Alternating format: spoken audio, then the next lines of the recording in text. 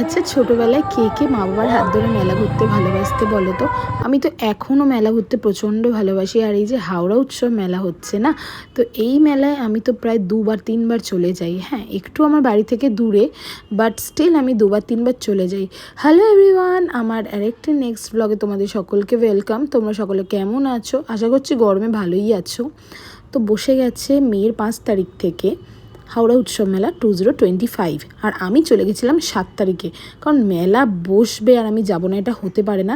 In fact কিছু কিছু দোকান তো এখনও খোলেই নি, আমি তার আগে পৌঁছে গেছি। কিছু দোকান আমার কিছু দোকানের লোকজন আমাকে এতটাই ভালোভাবে চেনে, বিকজ আমি সমস্ত মেলা অ্যাটেন্ড করি। কলকাতার যা যা বড় বড় মেলা আমি অ্যাটেন্ড করি, আর স্টলগুলোও কিছু কিছু একই থাকে।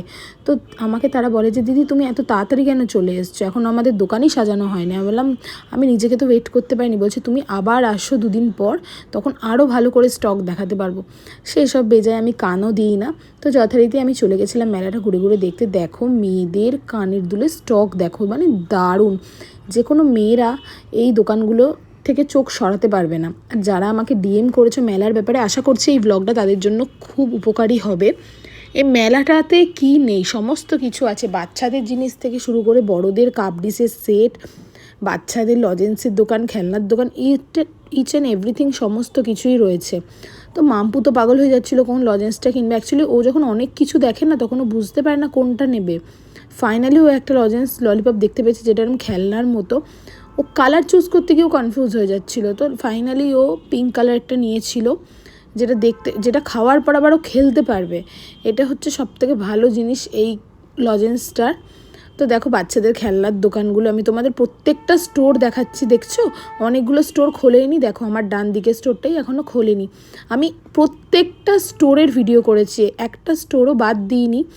এইখানে বাচ্চাদের বইয়ের দোকানও প্রচুর আছে। আমি মাম্পুর জন্য বই দেখছিলাম।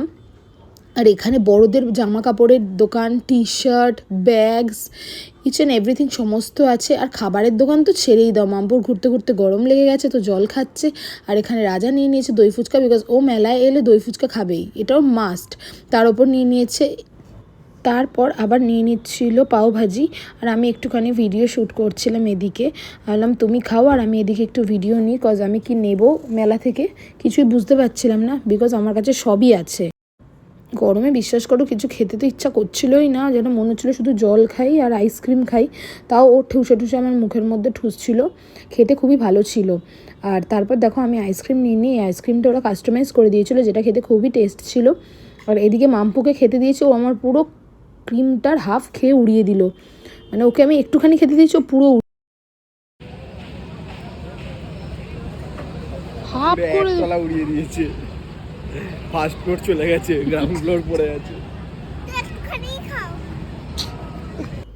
আমি দেখো মেলা থেকে এই ব্রেসলেটটা কিনেছি ব্লু কালারের, আমার খুব পছন্দ হয়েছে। তারপরে এই ক্লিপটা কিনেছি। আর আমি কিনেছি মাম্পুর জন্য একটা হার। এরকম হার মাম্পুর আছে, বাট তাও আবার কেনা হলো। ওর পিঙ্ক কালারের আছে, এখান থেকে আমরা স্কাই কালারটা কিনলাম। তারপর আমি চলে গেছিলাম আরেকটা দোকানে, যেখান থেকে আমি 2টো হুপস কিনেছি, যেটা দেখতে খুবই সুন্দর ছিল আর ক্লাসি ছিল। তারপর মাম্পু বায়না করলে একটা কিনলো ম্যাজিক পেন, মানে ওটার জন্য প্রায় হাতে পায়ে ধরছিল। আমি বলেছিলাম কিছু বায়না করবে না, বাট স্টিল ওখানে গিয়ে নিজেকে রেজিস্ট করতে পারেনি। দেখো কত থালা বাসনের দোকান। আর যেটা হচ্ছে সব থেকে চোখ কাড়বে সেটা হচ্ছে এই ফ্লাওয়ারের দোকানটা। এই ফ্লাওয়ারের দোকান থেকে আমি কিছুই কিনিনি, বাট আমি ঘুরে দেখাচ্ছিলাম কি সুন্দর। তারপর আর একটা দোকান থেকে আমি এটা নিয়েছি ঘর সাজানোর। এখানে সমস্তরা হ্যান্ডমেড জিনিস বিক্রি করছিল। তো এই মেলাটার ব্লগটা এই অবধি। তোমাদের ব্লগটা কেমন লাগলো আমাকে জানিও। হ্যাঁ, আরেকবার বলে দিই, মেলাটা বসেছে রামরাজতলার শঙ্কর মঠে। তো till then tata, bye by.